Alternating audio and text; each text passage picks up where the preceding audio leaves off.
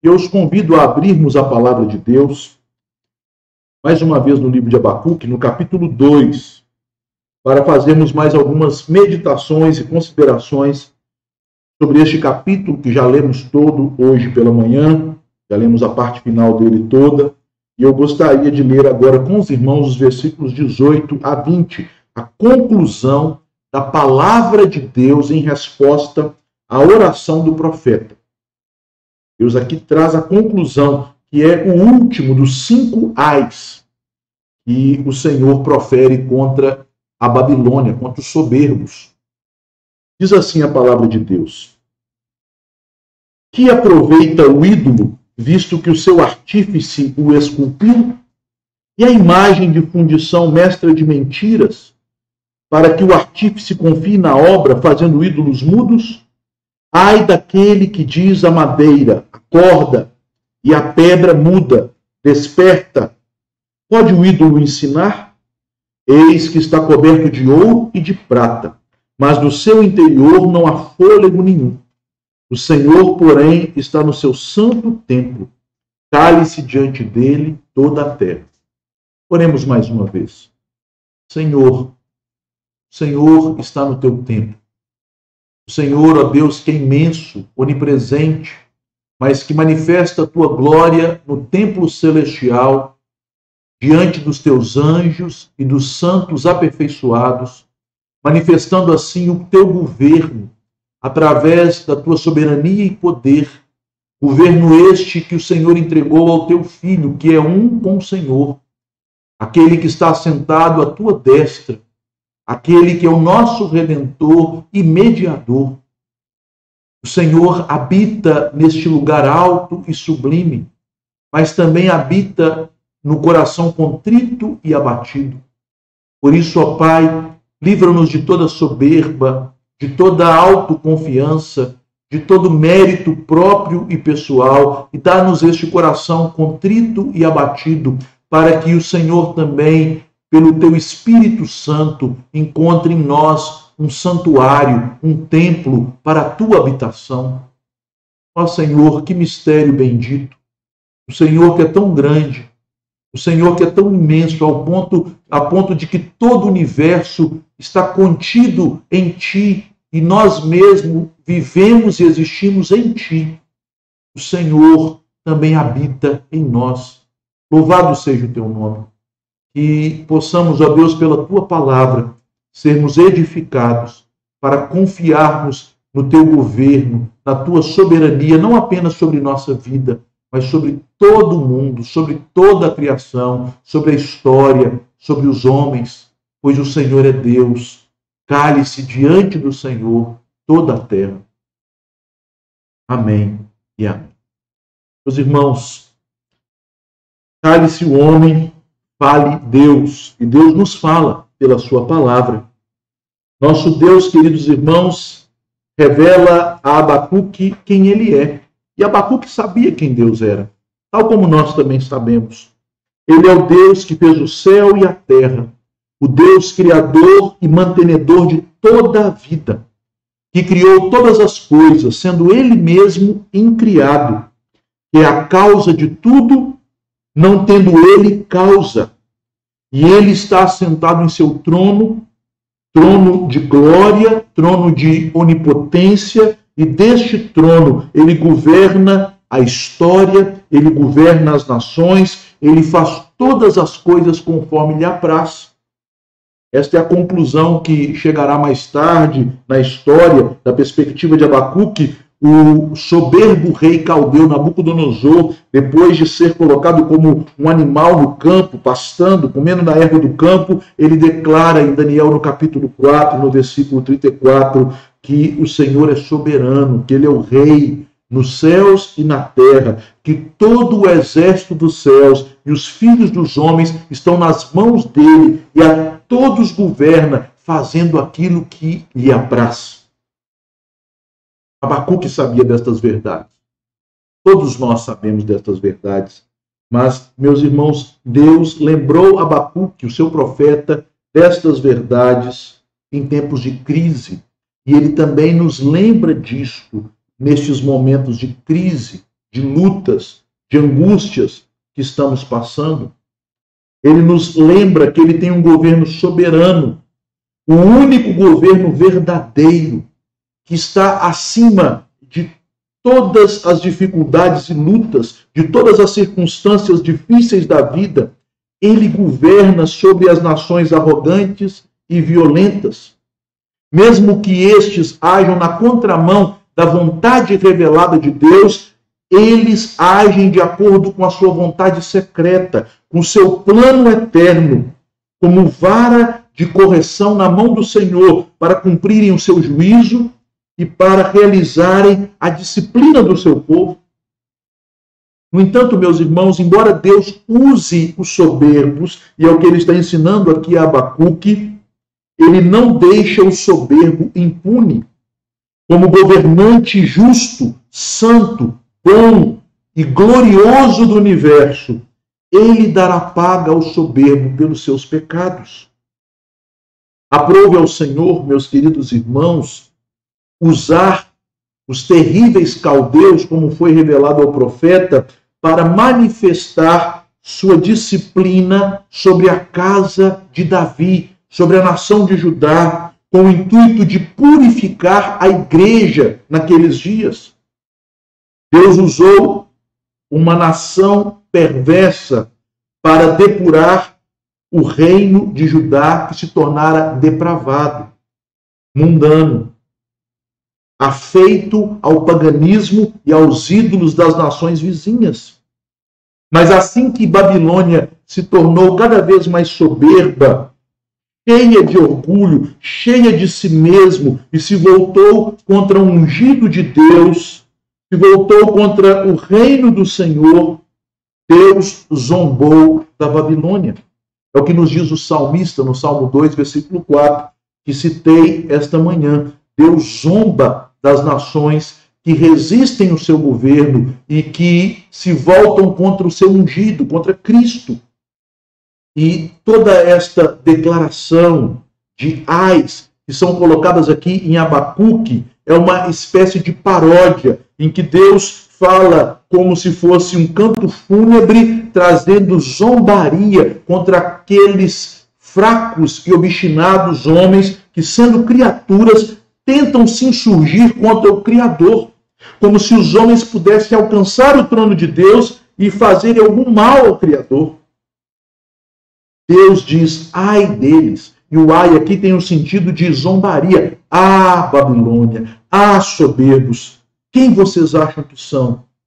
Deus é soberano e os seus propósitos bons e eternos prevalecerão, apesar da malignidade dos seus inimigos soberbos.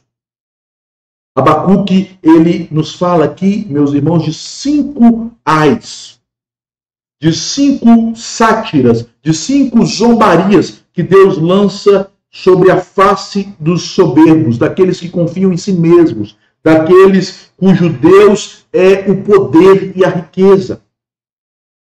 O primeiro ai que nós vimos, nos versículos 6 a 8, é o ai que aponta para o princípio vital da vida dos soberbos, da vida daqueles que não temem a Deus, e eles vivem para buscar riquezas. O fim principal da vida deles não é a glória de Deus, mas é a sua própria glória. Eles buscam bem-estar e riquezas neste mundo como o fim, a meta, o objetivo principal de suas vidas.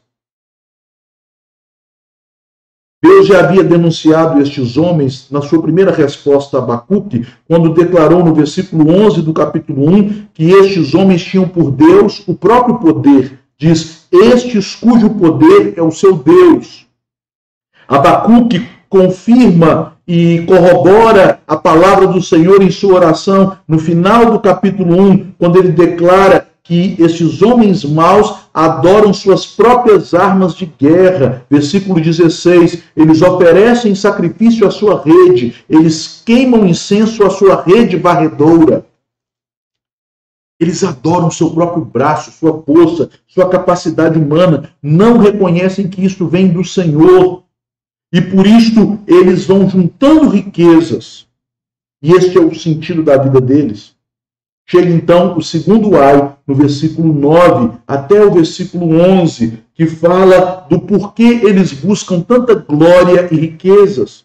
Riquezas obtidas até de maneira fraudulenta, pela expropriação através da guerra e dos juros dos pobres.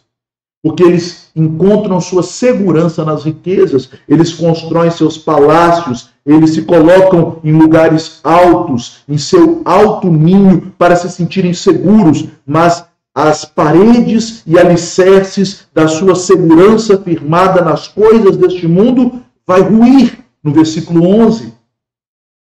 Em terceiro lugar, para manter seu status, para manter o seu poder, para manter todo o bem-estar e falsa segurança que construíram, baseadas na riqueza que obtiveram, eles vivem uma vida baseada na injustiça. O justo vive pela fé, e o soberbo, ele morre porque ele é injusto. Eles praticam injustiça, eles vivem uma vida de desamor, eles mantêm as riquezas guerreando e combatendo o seu próximo.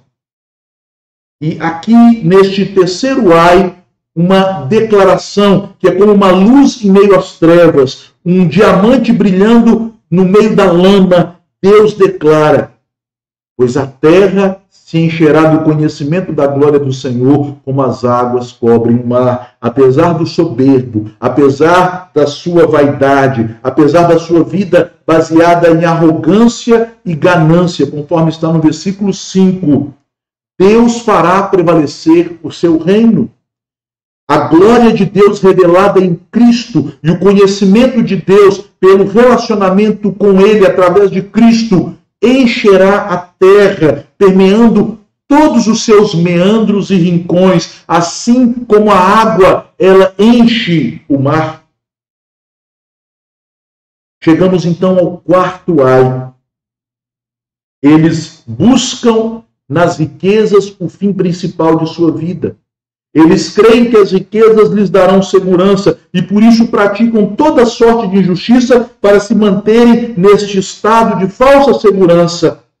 E como eles usam os bens adquiridos, e o quarto ai nos fala sobre o modo de vida deles. Eles praticam a iniquidade, eles rompem os padrões morais estabelecidos por Deus, tanto na sua revelação especial de maneira clara, quanto ainda de maneira obscura por causa do pecado na revelação geral. As tábuas de Deus, da sua santa lei, não foram escritas apenas em tábuas de pedra, mas primeiramente foram gravadas nas tábuas da consciência, do coração humano. Mas eles, de maneira terrível, se voltam contra este testemunho da verdade de Deus em seu próprio coração e vivem uma vida pautada na sensualidade, na bebedice, na prostituição e começam a receber a ira de Deus praticando coisas inconvenientes, vivendo uma vida de perversão sexual, conforme está no versículo 15. E por isso Deus os castigará com mais imoralidade e com violência. Versículos 16 e 17.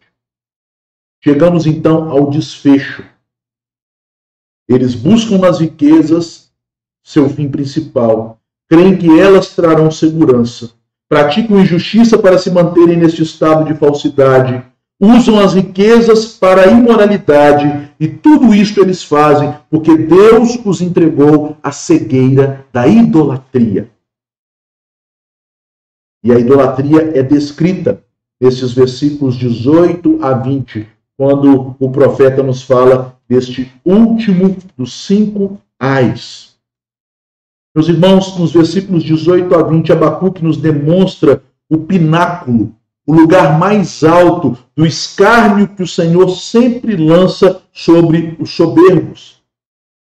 Deus, ele agora, num crescente de zombaria, entregando os soberbos às consequências do seu próprio pecado, das riquezas que buscam eles satisfação nelas, mas que não satisfazem, que buscam eles segurança nela, mas segurança não encontram, que buscam eles paz nelas, mas só encontram injustiça e guerra, que buscam eles prazer nela, mas só vão encontrar violência nesse modo de vida. Agora, o crescendo da zombaria, ele chegará ao seu ponto alto, ao seu clímax, nos versos 18 e 19. Aqui o Senhor, Jeová, ele satiriza o homem soberbo de todos os tempos, com aquilo que é o mais absurdo que um homem pode fazer: confiar em coisas deste mundo, em coisas da criação, como se Deus fossem estas coisas, sendo que elas não são nada.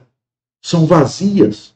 Porque conforme nos diz o salmista, no Salmo 36, verso 13, não há temor de Deus diante dos seus olhos.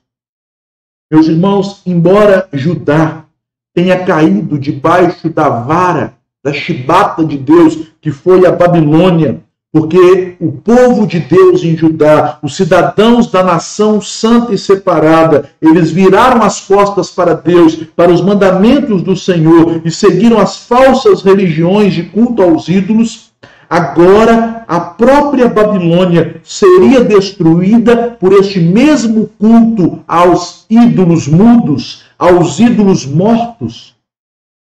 Meus irmãos, é interessante que aqui no versículo 18, quando antes de trazer o ai de zombaria, o profeta nos aponta para o motivo deste ai, ele age com grande ironia, fazendo perguntas retóricas que demonstram a tolice e a cegueira em que estão envolvidos aqueles que se deixam levar por ídolos.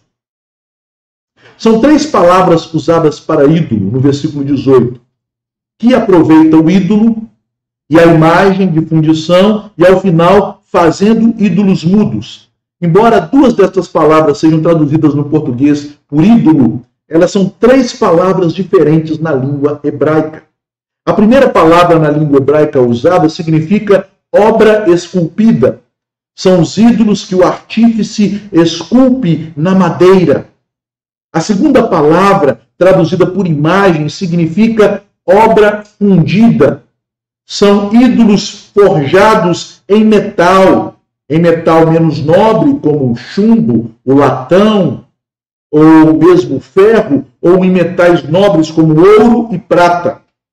Mas tanto o ídolo feito com habilidade pelo artífice na madeira, quanto o ídolo forjado em metais preciosos para dar a ele uma aparência de glória e de valor, eles não passam de ídolos mudos. E esta terceira palavra é uma palavra exatamente de chacota, de zombaria, porque ela tem uma semelhança com a palavra Deus.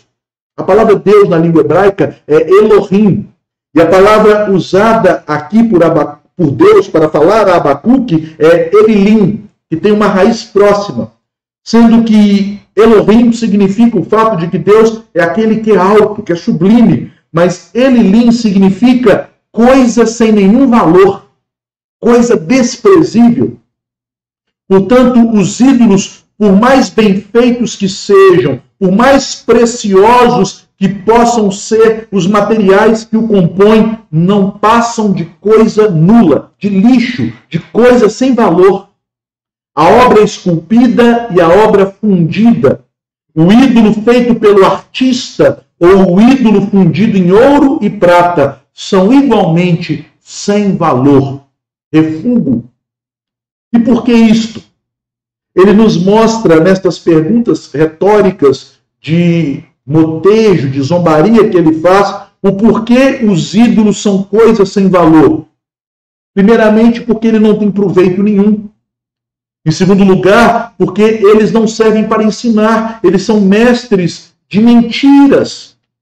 Eles dão ao homem uma falsa confiança, mas eles são mestres de mentira. Porque, em terceiro lugar, o ídolo é mudo.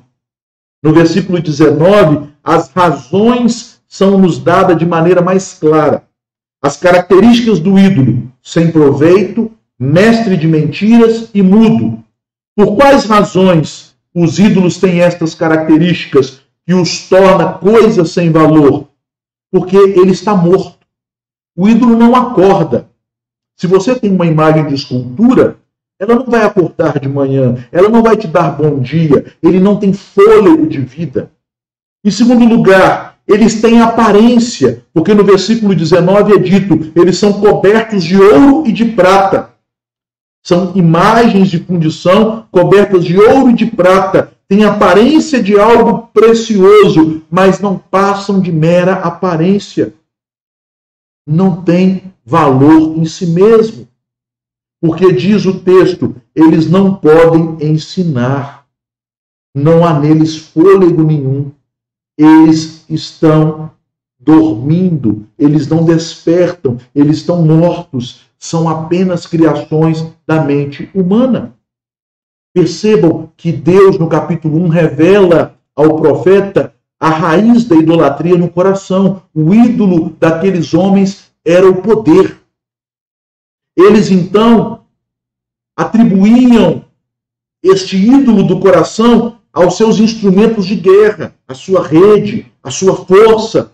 E agora eles fazem imagens personificadas, criadas por eles mesmos, que são representações do pecado que jaz no próprio coração, o pecado da sede de riquezas, da sede de poder. O ídolo não é nada mais do que a projeção do desejo pecaminoso em pequenas imagens, em coisas sem nenhum valor, em coisas que não passam de fantasias, de ilusões. O pior castigo, então, que Deus traz aos ímpios é mantê-los cegos debaixo da idolatria. É por isso, meus irmãos, que Babilônia iria cair. Eles cairiam por causa dos seus ídolos. E é exatamente isto que nós lemos em Daniel, no capítulo 5, quando o neto de Nabucodonosor, Belsazar, ele, enquanto o seu pai estava em incursões por outras partes do reino, ele pegou as coisas consagradas do templo de Deus, que foram trazidas para a Babilônia pelo seu avô Nabucodonosor, e o texto diz que ele reúne sua corte, os nobres do reino, e passam a beber vinho e se embriagarem usando os utensílios consagrados ao Senhor, e adoram os seus ídolos e praticam suas orgias, tal como é descrito aqui no versículo 15. E diante de toda aquela abominação, daquela festa de luxúria, idolatria e paganismo, de bebedice e imoralidade, uma mão misteriosa apareceu no teto e descreveu ali o destino da Babilônia.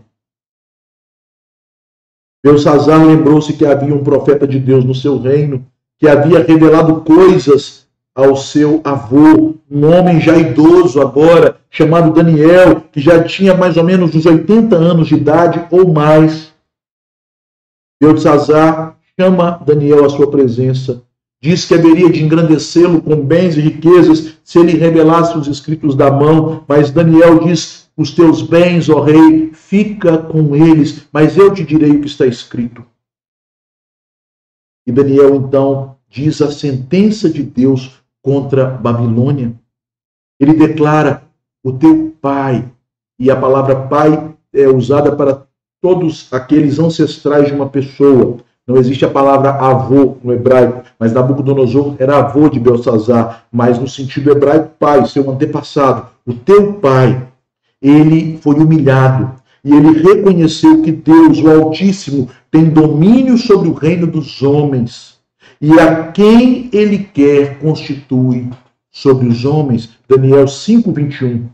Então Daniel acrescenta nos versículos 22 e 23, tu, Belsazar, que é seu filho, não humilhaste o coração, ainda que sabias tudo isto, e te levantaste contra o Senhor do céu, pois foram trazidos os utensílios da casa dele perante ti, e tu, e os teus grandes, e as tuas mulheres, e as tuas concubinas, bebestes vinho neles. Além disso, destes louvores aos deuses de prata, de ouro, de bronze, de ferro, de madeira e de pedra, que não veem, nem ouvem, nem sabem.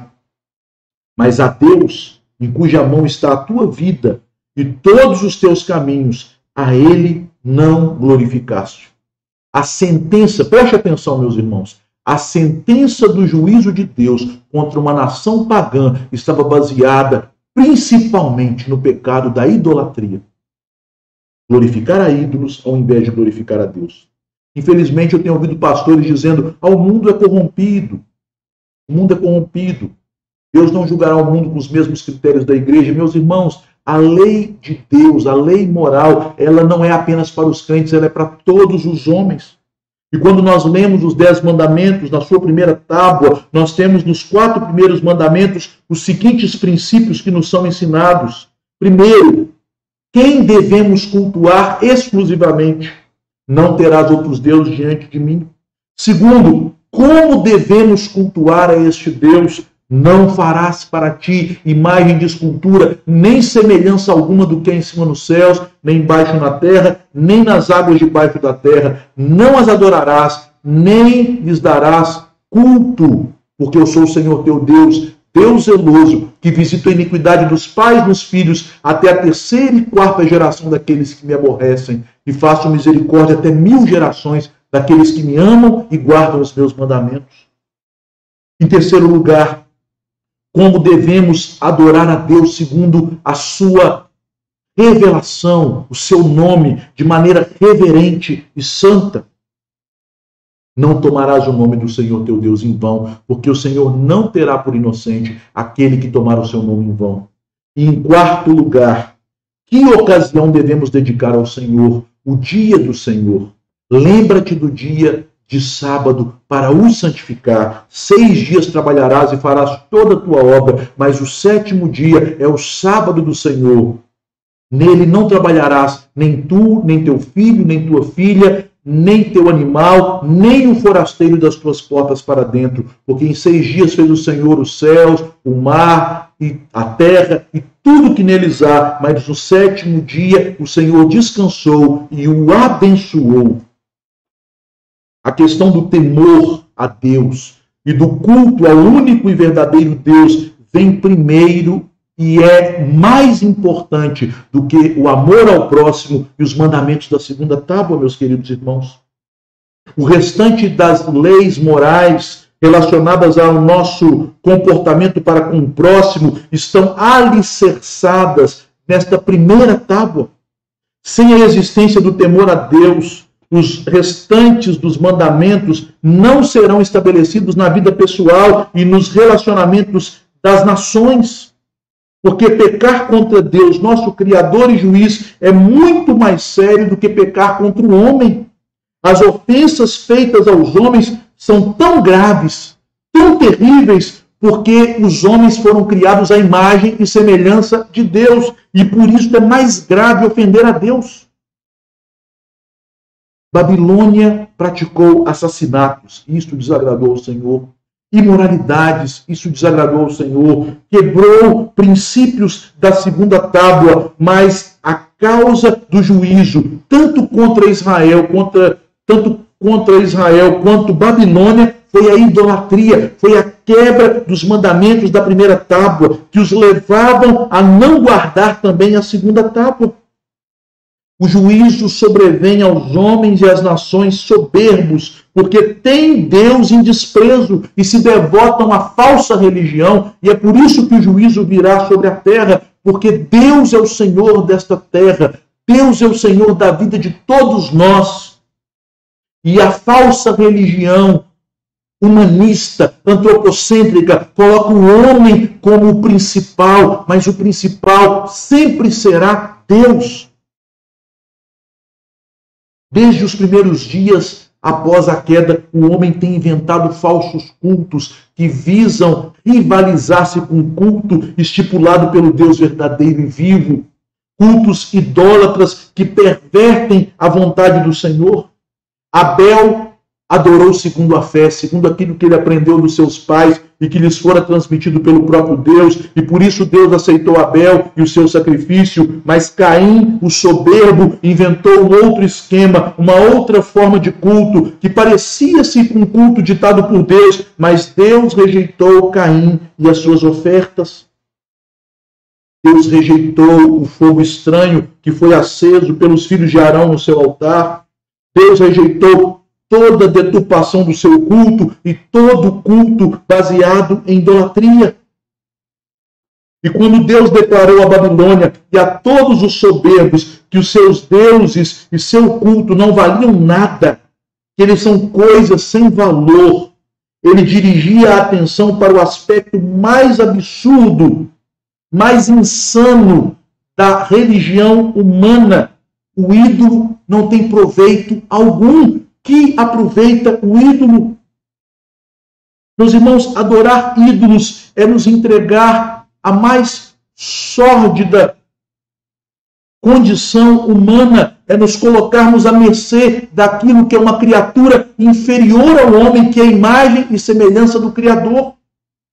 É adorarmos aspectos da criação que deveriam ser usadas pelo homem para glorificar aquele que os criou.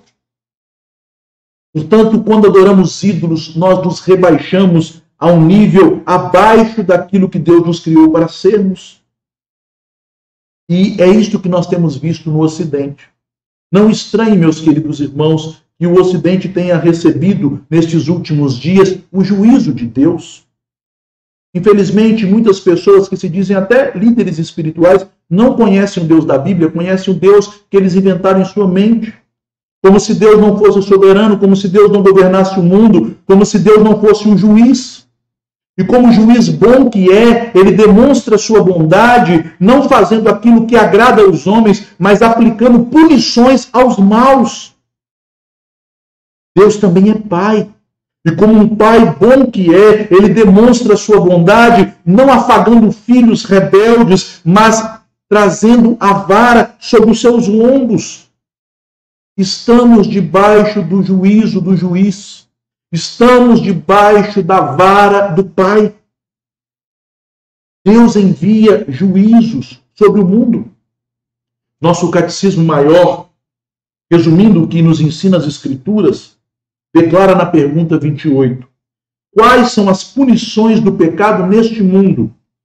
As punições do pecado neste mundo são ou interiores, como cegueira do entendimento, sentimentos depravados, fortes ilusões, dureza de coração, remorso na consciência, afetos baixos, ou exteriores, como a maldição de Deus sobre as criaturas por nossa causa, e todos os outros males que caem sobre nós, em nosso corpo, nossos bens, relações e empregos, juntamente com a morte. Meus irmãos, tudo que estamos sofrendo são punições do próprio Deus.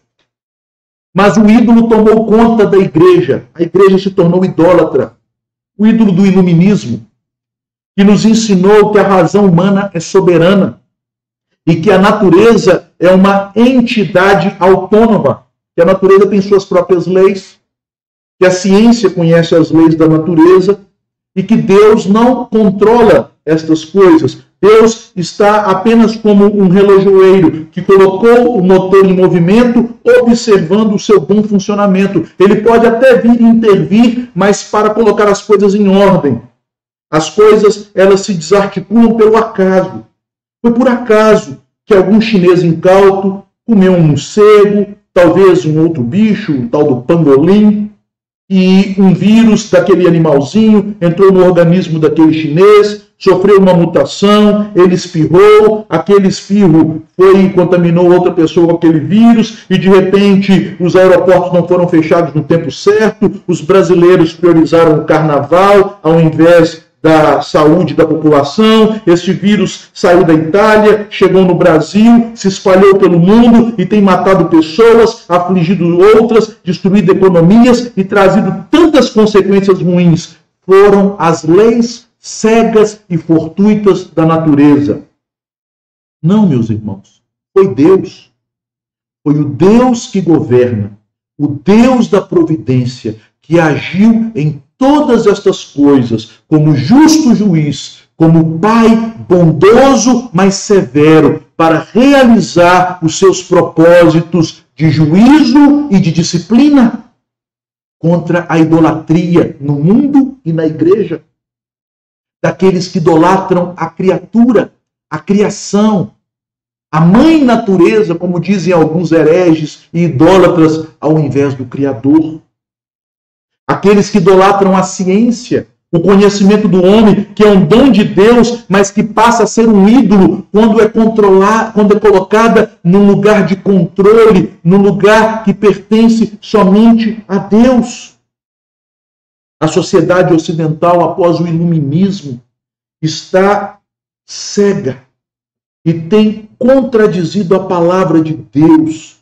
Tem ensinado as mentiras dos ídolos, tem ensinado os homens a confiar nas obras das suas próprias mãos, dizendo, estas obras, ó homens, te salvarão. E é por isso que eu repito, esta vacina não salvará a humanidade. Se não houver arrependimento, se não houver quebrantamento, se não avivar o Senhor a sua igreja, as coisas vão piorar. Como, pois, os homens podem voltar-se, depositar a confiança na obra das próprias mãos, na obra de imagens que eles mesmos criaram, de coisas sem fôlego, de artes que eles mesmos inventaram, como se estas coisas pudessem dar solução para os seus problemas? É porque os homens se desencaminharam do conhecimento, do temor do Senhor, não temem mais o Senhor. Se esqueceram, conforme Deus lembra novamente ao seu profeta e a todos nós, meus irmãos, Ele é o nosso Criador. O Deus da Bíblia é o nosso Criador. Ele é digno de confiança. Ele, pelo seu Espírito, deu fôlego a um, e de um Ele formou todos nós. Portanto, Ele tem poder sobre a criação e sobre a nossa vida. É Ele que dá a vida, é Ele que tira a vida, é Ele que levanta, é Ele que abate, e nenhum de nós, por mais diligente ou ansioso que seja, pode acrescentar um côvado na sua vida. Não é o álcool gel, a máscara, eu não estou dizendo que não devam usar estas coisas, mas não são estas coisas que vão acrescentar algo ao curso da sua vida. É Deus, Ele é o Criador. Nós usamos estas coisas, meus irmãos, mas confiamos no Senhor. Nós usamos os recursos, mas sabemos que a vida vem do Senhor. No entanto, nós fomos inundados nas universidades, nas escolas, na cultura, de um princípio que nega que Deus é o Criador, o princípio filosófico e não científico da evolução. Não existe um Criador no céu que governa todas as coisas. As coisas, elas procedem do acaso. O mundo, ele é governado pelas suas próprias leis eternas e imutáveis. E as pessoas iluminadas que voltam sua mente para a ciência e observam estas leis podem descobrir os segredos do mundo e terem governo em suas próprias mãos. Que mentira dos ídolos! É isto que os ídolos ensinam às pessoas e é isto que a humanidade em nossos dias tem confiado. Desconsiderada a doutrina do Deus Criador dos céus e da terra para confiar na falsidade da filosofia humanista e cética de que a natureza se regula com as suas próprias leis. Mas, meus irmãos, o Senhor, Ele desvela e destrói a soberba humana revelada em sua idolatria, porque Deus está no seu templo e Ele fala. Os ídolos são criados pelos homens. Eles não são criadores e por isso eles são mudos, conforme está no verso 18. Mas nosso Deus, que é vivo e que se assenta no seu trono, Ele fala e diante da palavra dele, toda a terra se cala. A palavra de Deus, revelada pelo Senhor aos seus santos profetas e apóstolos, palavra que foi registrada por homens que a escreveram pelo poder do Espírito Santo, inspirados por Deus. Esta mesma palavra, ela é viva e eficaz, ela é a palavra atual. Nós temos ouvido que até mesmo na igreja, aqueles que estão cegos pelos ídolos da nossa época dizem: a Bíblia é um livro de outra época, nós precisamos de novas luzes. Não, meus irmãos, nós precisamos da luz da Bíblia iluminando os nossos corações para sermos libertados da falsa luz, do brilho falso dos ídolos. A igreja tem negado o Deus Criador e tem negado o que este Deus Criador fala ao negar a sua palavra. Todos os ataques contínuos que o iluminismo, que o ceticismo, que a filosofia de nossa época tem feito contra Deus, que a falsa ciência de nossa época tem lançado contra Deus, visa lançar dúvidas contra a palavra de Deus. Se não existe um Deus Criador que governa todas as coisas, é impossível que a Bíblia seja a palavra deste Deus. Na verdade, a Bíblia é uma coletânea de textos que expressam a fé de pessoas em outros tempos que receberam destes textos conforto e segurança para passarem por problemas, e muitos crentes têm usado a Bíblia assim. Quantos crentes ficam aí, nestes tempos de crise, mandando um versículozinho, tudo posso naquele que me fortalece? Meus irmãos, Bíblia não é para isso não, Bíblia não é caixinha de promessa não. Bíblia é para ser lida, meditada, é para ser absorvida, compreendida e no temor do Senhor, vivida. Porque Deus está falando. Deus está falando.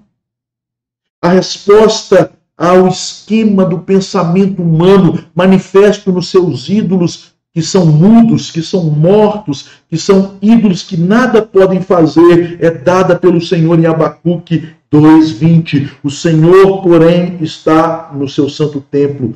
Cale-se diante dele toda a terra. Toda a falação, toda a tagarelice dos homens sobre quaisquer que sejam os temas, sobre suas opiniões acadêmicas, sobre pandemia, sobre o futuro, sobre pico, sobre mortes. Calem-se.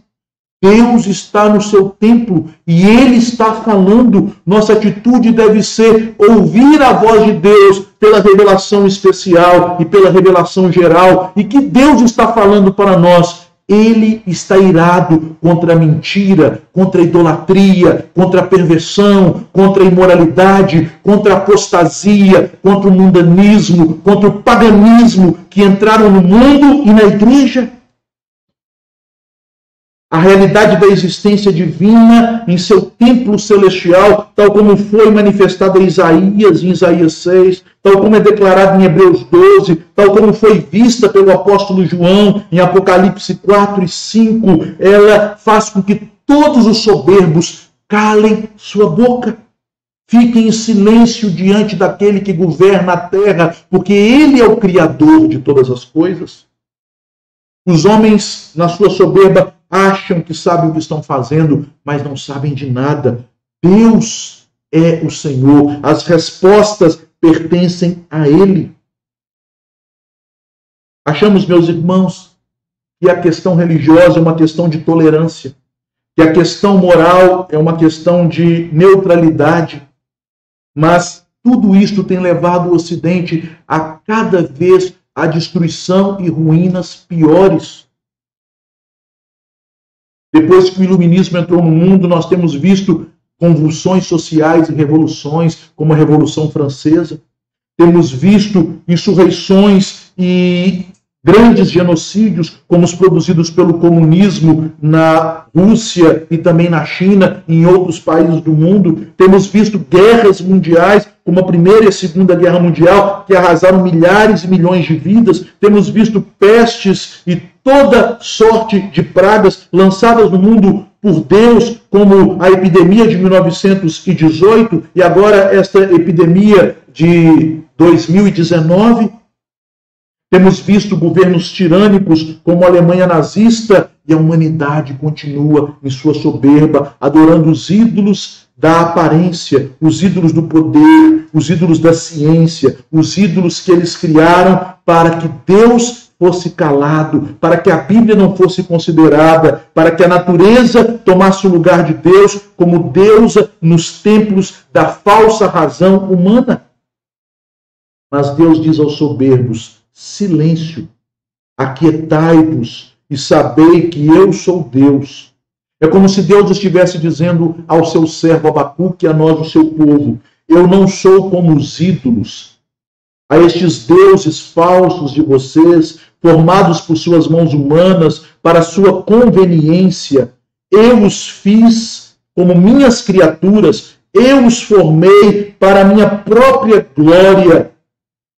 Eu sou o autor e eu sou aquele que tira a vida. Eu não estou calado. Eu tenho falado ao longo das gerações e por meio de minhas palavras a vida é dada ao homem e só por meio da minha palavra este mesmo homem terá a vida eterna. Portanto, emudeçam, aquietai-vos e sabei que eu sou Deus. Deus está dizendo ao seu povo que todos os inimigos do seu povo estão em suas mãos. E ele fará aquilo que lhe apraz. Ele executará os seus juízos. Ele manifestará a sua glória. Ele fará com que o evangelho do reino cresça e alcance as nações, que a glória do seu nome cubra toda a terra. Meus irmãos, Deus tem falado, mas muitas vezes nós não ouvimos a voz de Deus porque não nos calamos. Isto aconteceu com o apóstolo Pedro, quando no Monte da Transfiguração, Jesus se manifestou em sua glória e diante dele estavam ali os espíritos de Moisés e de Elias contemplando a glória do Senhor. Pedro, então, começou a fazer uma quantidade de perguntas, de sugestões, não sabia o que dizia, mas a voz dos céus, ela interrompeu a falação, a tagarelice de Pedro e declarou: este é o meu filho amado, a ele ouvi. É tempo da igreja voltar a ouvir a palavra. É tempo de abandonarmos os ídolos de nossa época e nos voltarmos à palavra. Quando Deus está perto, quando Deus descortina a própria glória, quando a santa quietude da assembleia solene, ela se manifesta com o poder do Senhor sendo demonstrado pela sua palavra, que é pregada, que é exposta, que é aplicada ao coração dos homens como uma espada penetrante. Então, meus irmãos, nós chegamos à clara consciência: o Senhor governa. O Senhor está assentado num alto e sublime trono. Ele governa. E embora as nações pareçam em um mar encapelado, bramando em confusão, Deus governa. Deus tem executado os seus juízos na terra. Deus fará tudo para produzir a sua glória, para manifestar a sua salvação. E em meio a estes juízos, nós não morreremos. Ele preservará o seu povo. Ele guardará a sua igreja. Ela será perseguida. Ela passará por provações. Muitas vezes a vara de Deus descerá sobre os seus lombos, mas não morreremos. As portas do inferno não prevalecerão contra a igreja. Queridos irmãos, eu gostaria de terminar aplicando este capítulo tão impressionante da palavra de Deus, Abacuque capítulo 2. Toda a história, meus irmãos, ela se divide em dois grupos, em dialética. Não a dialética das ideias dos homens, como pensava Hegel, não a dialética das classes sociais em luta, como pensava Marx, mas a dialética dos crentes e dos soberbos. Os crentes serão pequeninos, desprezados, considerados como nada, mas porque eles têm Deus, eles serão preservados, eles serão burilados como um ouro em cadil, eles serão depurados, santificados e salvos. Deus cumprirá os seus propósitos, versículo 14, e a igreja, cabe a ela ouvir a palavra do Senhor e não dar atenção aos ídolos. Quanto aos soberbos, estes serão levados pela arrogância, buscarão de maneira gananciosa encher o seu coração de prazeres deste mundo, mas eles receberão a paga naquilo que eles mesmos plantarem. Confiando nas riquezas, colherão todo tipo de violência. Confiando na segurança dos seus bens, eles estarão inseguros.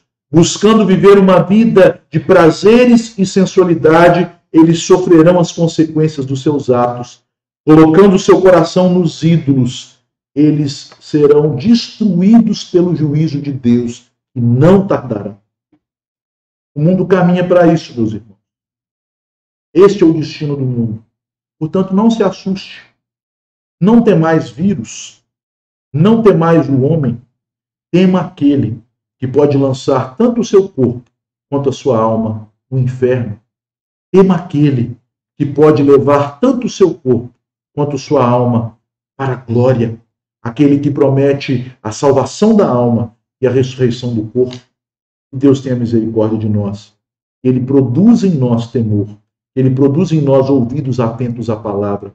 E Deus tenha misericórdia da igreja dos nossos dias.